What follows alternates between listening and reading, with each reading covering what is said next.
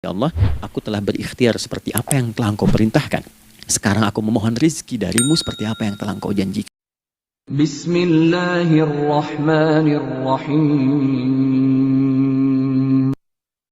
Subuh asalnya terkolerasi dengan kata asbah. Oke? Asbah itu asalnya sesuatu yang sudah siap dengan rencana yang matang. Ketika Allah bersumpah dengan awal waktu, penandanya adalah planning kegiatan.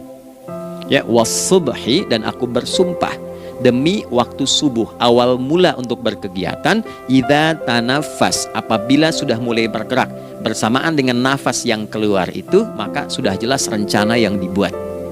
Ya, jangankan kita, semua alam itu, semesta itu seluruhnya bukan hanya bertasbih, tapi beraktivitas dalam tasbihnya. Di waktu subuh, matahari sudah mulai bersinar kan? Ya, dan sinarnya mengambil manfaat loh, mengandung nilai manfaat, memecah keheningan malam dan menghilangkan kegelapannya. Gelap mulai hilang, datang kemudian sinar yang memberikan kita bimbingan untuk beraktivitas. Tumbuhan dimulai waktu itu sudah mengeluarkan oksigen, menyerap karbon dioksida. Alam semesta dalam konteks seperti matahari, kemudian tumbuhan, binatang, ayam bahkan mulai berkokok, punya planning yang teratur. Masa kita makhluk yang dihisap tuh nggak teratur? Gak punya perencanaan? Maka subuh itu mengajarkan kepada kita, jangan sampai ada orang Islam yang punya keimanan lalu menunaikan sholat, diajarkanlah oleh Allah setiap masuk subuh itu harus punya agenda yang jelas, planning yang terukur. Jangan terjadi mengaku muslim, beriman, tapi nggak jelas perencanaan hidupnya. Jam 7 mau di mana? Jam 8 kerjakan apa? Anda dari sini ketemu 7 ke 4 atau setengah 8 ke setengah 5, 8 jam kerja. Oke? Berangkat jam berapa? Petakan di jalan macetnya di sebelah mana? Ukur sampai kantor tiba jam berapa? Apa yang mau dikerjakan di kantor? Itulah Islam, itulah subuh. Sehingga tidak ada satupun orang Islam di era Nabi mengajarkan beraktivitas kecuali terukur dan teratur. Bahkan Nabi memulai itu evaluasinya di malam hari. Sehingga turun di antara surah Al-Insyirah itu ada ayat yang tegas mengatakan di ujungnya fa'idza faraghta fansab. Evaluasi yang telah berlalu di malam hari, evaluasinya menyeluruh sampai ke zikirnya. Dicatat nih. Ya, aku hari ini secara spiritual itu, mohon maaf, sholat jamaahnya berapa waktu tuh? Dari 5. Oke? Misalnya dari 5 itu cuma 4, berarti koreksi ada yang kurang. 1. Ya. Yang kedua, secara intelektual sudah berapa bacaan yang dibaca saat ini? Ilmu yang ditingkatkan, mensyukuri anugerah akal dan sebagainya. Bekerja sempurna enggak? Turunkan ibadahnya bagaimana? Ketika ada yang kurang, istighfari. Ya, sebagai seorang ayah, ada enggak sesuatu yang salah yang dilakukan belum sempurna? Sebagai seorang ibu, anak dan sebagainya, istighfar. Itulah sebabnya sebelum tidur Nabi ajarkan istighfar. Yang kita tahu 70 kali kan? 100 kali. Yang saya tanya, 1 ke 70 itu istighfar apa saja? Apakah hanya bilangan di lisan? Atau dari lisan diingatkan oleh pikiran, ditembuskan ke hati? Istighfar sebagai seorang ayah yang kurang maksimal melihat anak dengan baik. Anda boleh punya jabatan di kantor, boleh direktur, boleh manajer, boleh macam-macam, tapi ketika Anda pulang, Anda seorang ayah. Kenapa nggak kita hadirkan istighfar pertama kita itu karena kita kurang perhatian? Kurang perhatian kepada anak misalnya. Saya kalau pulang tengah malam dan semua tertidur, saya lihat satu-satu. Perbaiki cara tidurnya, doa, lihat satu-satu, minta ampun sama Allah. Dan ya kadang sebelum mengalirkan air mata kita nggak bisa tidur karena nggak tahu nanti ketemu lagi nggak di akhirat tuh. Ya, itu poin yang paling penting. Nah, jadi istighfar pertama tuh untuk diri kita, ketaatan pada Allah, untuk diri kita sebagai anak pada orang tua, sebagai suami punya tanggung jawab istri atau sebaliknya, demikian seterusnya. Nah, itu kalau sudah kita bisa lakukan, dievaluasi, direncanakan besoknya. Fa'idza faraghta fansab. Rencanakan lagi yang berikutnya, besok mau ngapain, tulis malam. Kalau kita biasakan begitu, tidurnya enak. Karena nggak ada beban, damai hidupnya. Jadi nggak ada orang mengigau itu masalah-masalah kehidupan dunia yang belum tuntas. Ini dunia saat, maaf, terjaga bermasalah, saat tidur pun masih bermasalah. Gara-gara kamu nih, ya, kapan istirahatnya? Ya. Nah, ketika kita bangun dari subuh itu, maka rencana yang sudah kita siapkan itu, teman-teman sekalian, dibawa menghadap Allah supaya minta kemudahan, minta kelancaran, minta pendampingan, minta bimbingan. Itulah sebabnya kita dipanggil sholat di awal waktu, supaya rencana yang sudah kita siapkan itu minta taufiknya, persetujuan dan perlindungan dari Allah. Inilah yang menjadikan rahasia umumnya para sahabat memulai berkegiatan sejak dari masjid. Saya mau kasih satu rahasia ya. Boleh jadi ijazah, tapi ini diantara kita aja ya.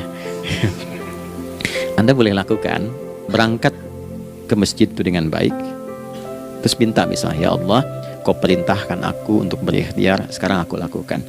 Kau perintahkan aku untuk merencanakan, sekarang aku ikhtiarkan. Mohon lindungi, mudahkan, dan berikan bimbingan terbaik untuk mendapatkan hal yang wajar, halal, baik, dan Kau ridhai. Anda berangkat, pulang, sebelum nyampe rumah, mampir dulu ke masjid. Masjid terdekat dari rumah aja. Sholat 2 rakaat situ. Ya, sholatnya bisa sholat wudhu, tahiyatul masjid, dan sebagainya. Setelah itu pulang, doa dulu habis sholat, ya Allah, aku telah berikhtiar seperti apa yang telah Engkau perintahkan. Kalau sekarang aku memohon rezeki darimu seperti apa yang telah Engkau janjikan. Maka mohon tunjukkan. Kalau dengan semua ikhtiar ini belum cukup menurunkan rezeki darimu, maka mohon tunjukkan padaku saat ini dengan cara apa lagi aku mesti berikhtiar dengan suasana itu ke rumah. Dan silahkan Anda pulang dengan suasana itu ke rumah, dan lihat apa yang terjadi. Terasa bedanya.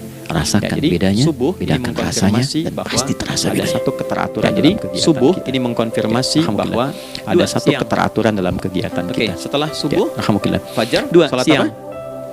Oke, setelah subuh, saya tanya pada Anda, fajar, salat apa? Zuhur. Oke, saya tanya pada Anda, zuhur itu artinya apa? Katakan Allahu a'lam, waktunya terbatas ya. Sahabat ditanya nggak tahu Allahu a'lam, Anda sahabat bukan, tabi'in bukan. Sahabat ditanya nggak tahu Allahu a'lam, Anda sahabat bukan, tabi'in bukan. Allah. Oke, teman-teman, tinggal 4 menit lagi. Ini kan sholat dikerjakan di siang hari kan. Oke, teman-teman, kalau kita jeli, ini kan sholat dikerjakan di siang hari kan. Siang itu bahasa Arabnya nahar. Nahar itu siang. Artinya jelas. Tapi kenapa sholatnya zuhur? Kenapa zuhur? Artinya jelas evaluasi kegiatan kita dari setengah hari. Kenapa disebut zuhur? Untuk evaluasi kegiatan kita dari setengah hari sudah jelas belum hasilnya. Anda punya rencana di sini, evaluasi di siang. Pekerjaan Anda yang sekarang diamanahkan dari pagi jam 7 sampai sekarang, evaluasi dulu. Pekerjaan Anda yang sekarang diamanahkan dari pagi jam 7 sampai sekarang, evaluasi kerjain. Tinggalin dulu sholat, bukan dicek, jangan cuma ditinggalkan. Ketika akan sholat, saya sedang kerjain, tinggalin dulu sholat, bukan begitu. Bagaimana hasilnya? Ketika akan sholat, ada yang perlu disempurnakan. Dari ke siang itu tengah hari, bagaimana hasilnya? Ketika ide-idenya mulai mentok, ada yang perlu disempurnakan, datang dulu sholat, tenang lagi. Ketika ide-idenya mulai mentok, ada yang belum selesai, datang dulu sholat, tenang lagi. Kan lumayan dari jam 12 sampai jam 1. Saat tenang itulah dirumuskan kembali, diisi dengan baik, dilihat. Kan lumayan dari jam 12 sampai jam 1. Diisi dengan baik, dilihat. Itu baru dunia ini. Karena nanti ayat 200-nya kan kita ngejar ini juga. Ada yang cuma ngejar ini. Karena nanti ayat 200-nya ada yang cuma ngejar ini. Rabbana atina fid dunya wa minan nasi may yaqulu rabbana atina fid dunya wa minan nasi may yaqulu rabbana atina fid dunya wa ma lahu fil akhirati. Wa minan nasi may yaqulu rabbana atina fid dunya wa ma lahu fil akhirati min khalaq. Ada yang fokusnya hanya dunia yang dikejar, dan di antara manusia ada yang fokusnya hanya dunia yang dikejar. Yang lebih aneh lagi, sehingga nggak kebagian akhiratnya Firdaus, padahal dia tahu dia mau pulang. Yang lebih aneh lagi, pengen pulang surganya Firdaus dekat dengan Nabi. Tapi tiap hari kerjakan dunia lagi, berangkat gelap, pulang gelap. Terus meninggal gelap juga. Apa investasi yang ada di sini? Maka siang itu mesti investasi kan? Pekerjaan jadi ibadah. Apa investasi yang ada di sini? Maka siang itu dicek dulu. Pekerjaan jadi ibadah nggak? Tadi niatin ibadah nggak waktu berangkat dari rumah? Jadi ibadah nggak?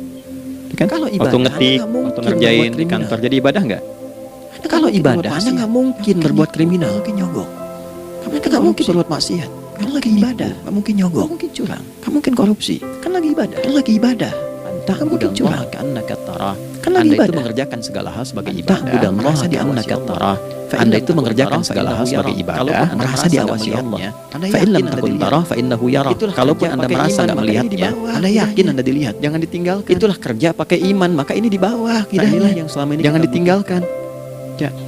Inilah yang melahirkan. Inilah yang selama ini kita butuhkan dalam jiwa. Ya, takwa itu kan dalam inilah jiwa. Yang melahirkan nilai etik, makanya adanya dalam jiwa. Etos mendorong kepada takwa itu kan dalam jiwa, melahirkan etos. Etos mendorong kepada logos melahirkan patos. Apapun ilmunya, kalau nggak punya etos dalam bekerja, itu rusak. Jadi Anda sekuat apapun ilmunya, kalau nggak punya etos itu rusak. Jadi tidak cukup akal sehat. Jiwa yang sehat itu lebih penting. Banyak orang akalnya sehat. Akal itu tidak memberikan perintah.